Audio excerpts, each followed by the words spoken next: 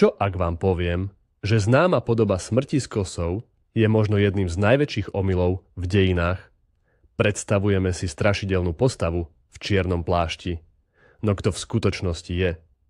Boží posol, ktorý si plní svoju úlohu, alebo staroveký démon, túžiaci po dušiach? Dnes sa s vami vydáme na cestu naprieč storočiami a kultúrami, aby sme oddelili pravdu od výmyslu. A sľubujem vám, do konca tohto videa sa vaša predstava o anjelovi smrti navždy zmení. Aby sme pochopili, odkiaľ sa táto postava vlastne vzala, musíme sa pozrieť do hlbokého staroveku. Ľudstvo sa vždy bálo smrti a snažilo sa jej dať nejakú tvár, nejakú podobu. Tak to bolo jednoduchšie vyrovnať sa so strachom z neznámeho. Myšlienka sprievodcu duší alebo psychopompa existuje v mnohých kultúrach. Spomente si aspoň na egyptského Anubisa alebo gréckeho Chárona. No najznámejšia podoba anjela smrti, ktorú poznáme, sa rodí v abrahamovských náboženstvách, judaizme, kresťanstve a islame. A práve tu sa všetko stáva oveľa zaujímavejším. Pozrime sa teda, ako je anjel smrti vnímaný v rôznych tradíciách. A začnime, ak dovolíte, s jedným z najstarších abrahamovských náboženstiev, s judaizmom. A tu nás čaká prvý zaujímavý moment. V židovských textoch, ako sú Talmud a Midraš, neexistuje jediné kánonické meno pre túto bytosť. Nazývajú ho rôzne. Samael, Gabriel a niekedy aj Azrael. Meno, s ktorým sa ešte stretneme v islame. Už samotná rozmanitosť mien naznačuje to podstatné. Jeho obraz je zložitý a mnohostranný. No najdôležitejšia myšlienka, ktorú si treba uvedomiť, spočíva v tom, že anjel smrti v judaizme nie je stelesnením zla. Vôbec nie. Zabudnite na zlomyselného démona, ktorý loví duše z čistej nenávisti. Tu je skôr nebeským poslom, akýmsi úradníkom, ktorý plní priamy príkaz Všemohúceho. Jeho úlohou je odobrať dušu človeka, keď nadišiel jeho čas. Ani skôr, ani neskôr. Predstavte si, že nekoná z vlastnej vôle. Nevyberá si obete a neteší sa z ich utrpenia. Jednoducho plní príkaz. V niektorých textoch ho opisujú ako bytosť celú, pokrytú očami. To symbolizuje, že pred ním sa nemožno skryť, keď príde čas. Existuje aj veľmi sugestívny, ba až mrazivý obraz, opisujúci jeho metódu. Hovorí sa, že anjel smrti stojí pri lôžku umierajúceho s mečom v ruke. Na špičke tohto meča visí kvapka žlče. Keď ho človek uvidí, v hrôze otvorí ústa a táto kvapka mu spadne dnu, čo vedie k smrti. Toto je samozrejme metafora, no dokonale vystihuje pocit strachu a neodvratnosti. No najvýrečnejší príklad, ktorý ho raz a navždy oddeľuje od obrazu bezduchého monštra, je príbeh o smrti proroka Mojžiša. Keď sa mu zjavil anjel smrti, Mojžiš sa jednoducho nezmieril. Začal s ním polemizovať, odmietol odísť a dokonca ho zahnal. Tento dialog ukazuje, že aj tí najväčší z ľudí podliehajú všeobecnému zákonu, no zároveň aj to, že anjel smrti nie je slepá sila. Je to bytosť, s ktorou sa dá hovoriť, ktorej sa dá protirečiť. Napokon Mojžiš predsa len prijíma svoj osud, no zomiera nie z ruky anjela, ale z Božieho bosku. Takže v židovskej tradícii je anjel smrti nevyhnutným a neodvratným prvkom stvorenia. Môže byť hrozivý a desivý, no nie je nepriateľ. Je jednoducho súčasťou božského plánu, vykonávateľom tej najzložitejšej a najsmutnejšej práce vo vesmíre. A čo kresťanstvo? Zdalo by sa, že práve tu by sme mali nášho hlavného hrdinu nájsť v plnej kráse. Tu nás však čaká snáď to najväčšie prekvapenie. Ak otvoríte Bibliu a začnete hľadať postavu menom anjel smrti, tak ju nenájdete. Áno, nepočuli ste zle. V kanonických textoch kresťanstva takáto postava jednoducho neexistuje. Samozrejme, v Biblii sú zmienky o anjeloch, ktorí prinášajú skazu na Boží príkaz. Napríklad anjel, ktorý zasiahol egyptských prvorodených počas exodu, alebo anjel, ktorý zničil asýrske vojsko.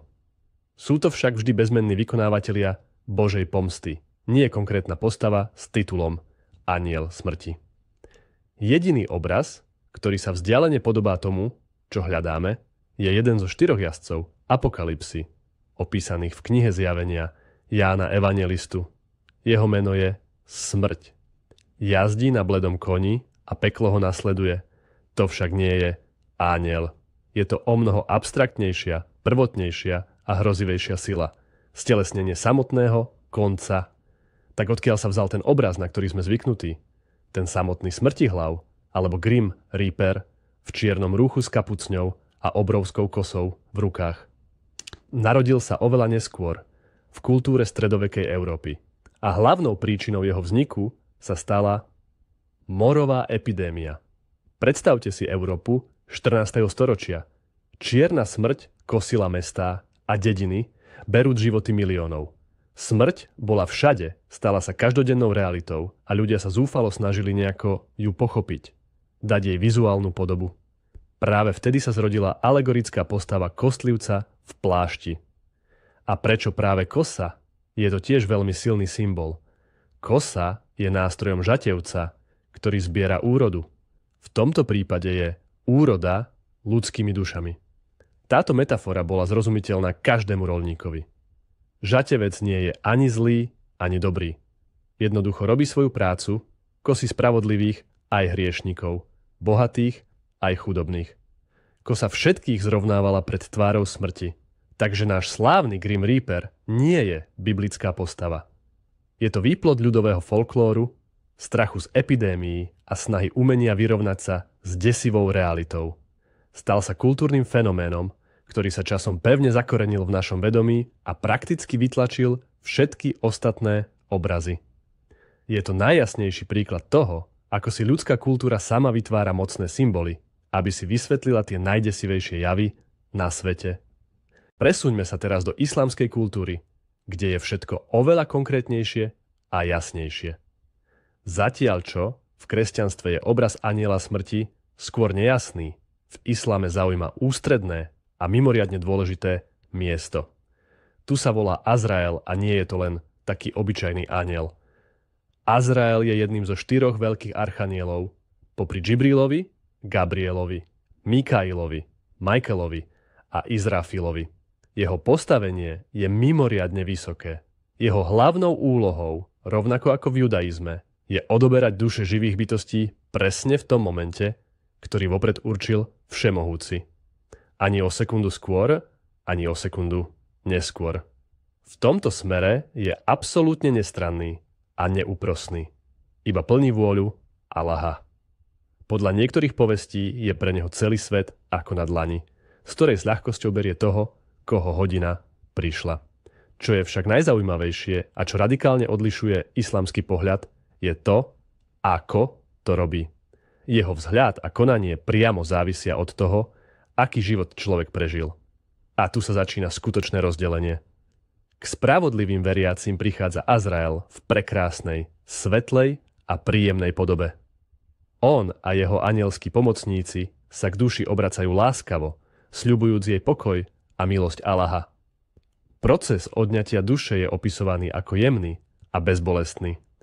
Často sa prirovnáva k tomu, ako kvapka vody ľahko vytečie z hrdla čbánu, alebo ako sa vlas bez námahy vyberie z cesta. Je to pokojný a svetlý prechod. No pre hriešnikov a neveriacich je to úplne iná, opačná scéna. K ním sa Azrael zjavuje v podobe, ktorá vzbudzuje neopísateľnú hrôzu. Javí sa tmavý, hrozivý, jeho pohľad a celkový vzhľad paralizujú strachom. Dušu z tela nevyberajú, ale doslova ju trhajú silou, spôsobujúc človeku neznesiteľné utrpenie. Tento mučivý proces prirovnávajú k tomu, ako sa mokrá vlnená vetvička pretláča cez trnistý ker. Trhá sa a zachytáva sa o všetko, čo jej stojí v ceste. V islame teda anjel smrti nie je len vykonávateľ. Je to prvé zrkadlo božskej spravodlivosti, s ktorým sa duša stretáva. Jeho príchod je už začiatkom odplaty za skutky vykonané v pozemskom živote. Je to veľmi jasná a jednoznačná koncepcia, ktorá nenecháva priestor na pochybnosti a dvojzmyselnosť. A napokon sa pozrime, kým sa stal anjel smrti v dnešnej dobe. Ako vnímame túto postavu dnes, v 21. storočí? Dnes, dá sa povedať, žije si vlastným životom, úplne nezávislým od starovekých náboženských textov. Moderná popkultúra si vzala tento mocný obraz a dala mu stovky nových podôb a významov, často ho pritom pretvárajúc na úplný opak jeho pôvodného zmyslu. Na jednej strane ho stále vnímame ako klasického zloducha. V hororových filmoch, videohrách a temnej fantasy sa často objavuje ako bezcitný vrah, démon alebo neúprosná, deštruktívna sila. Tento obraz sa naďalej hrá s našimi prapôvodnými strachmi z neznámeho a z konca. Je ideálnym antagonistom, pretože ho nemožno definitívne poraziť. Oveľa zaujímavejší je však iný trend. Humanizácia a dokonca aj zdomácnenie smrti. Kultúra sa začala pýtať, aké je to byť smrťou? Čo cíti? Nie je unavený zo svojej práce? A to viedlo k vzniku úplne nových, nečakaných predstav. Spomeňte si napríklad na geniálneho Terryho Pratchetta a jeho smrť zo série kníh Zemeplocha. To už nie je hrozivá postava, ale vysoký skelet v čiernom plášti, ktorý hovorí kapitálkami, zbožňuje mačky, snaží sa pochopiť ľudí a občas si berie dovolenku na rybačku.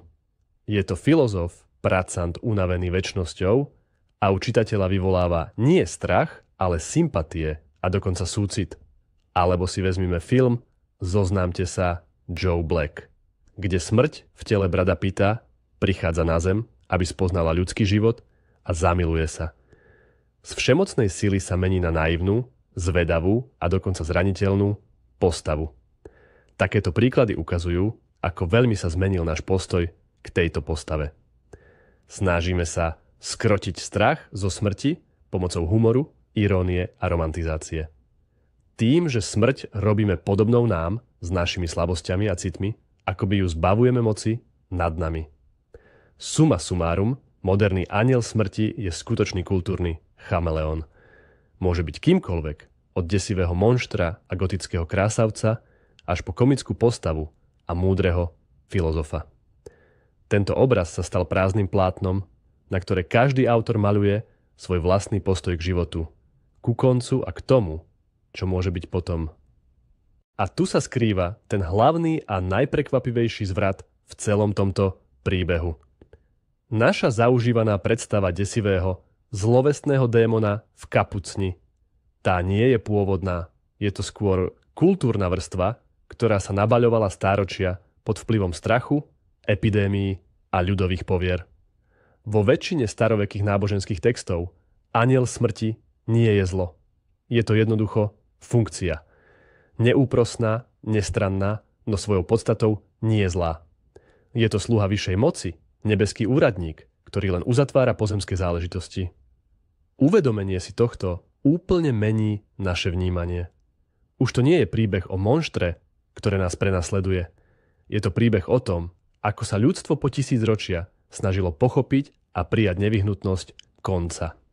Anjel smrti je zrkadlo, v ktorom sa odrážajú naše vlastné obavy a nádeje spojené s najväčšou záhadou existencie. Takže anjel alebo démon? Odpoveď, ako sa ukázalo, je oveľa zložitejšia. Nie je ani jedným, ani druhým a zároveň oboma. Jeho podoba závisí od toho, kto, kedy a s akým srdcom sa na ňo pozerá. Ďakujem, že ste si toto video pozreli až do konca. Ak vás zaujímalo ponoriť sa hlbšie do tejto témy, nezabudnite dať like a odber, aby vám neunikli nové, pútavé príbehy. A teraz otázka pre vás. Ktorá predstava anjela smrti sa vám zdá najvystižnejšia alebo najzaujímavejšia? Možno má vaša kultúra vlastného, jedinečného sprievodcu do posmrtného sveta? Podelte sa o svoje myšlienky v komentároch, bude veľmi zaujímavé si to prečítať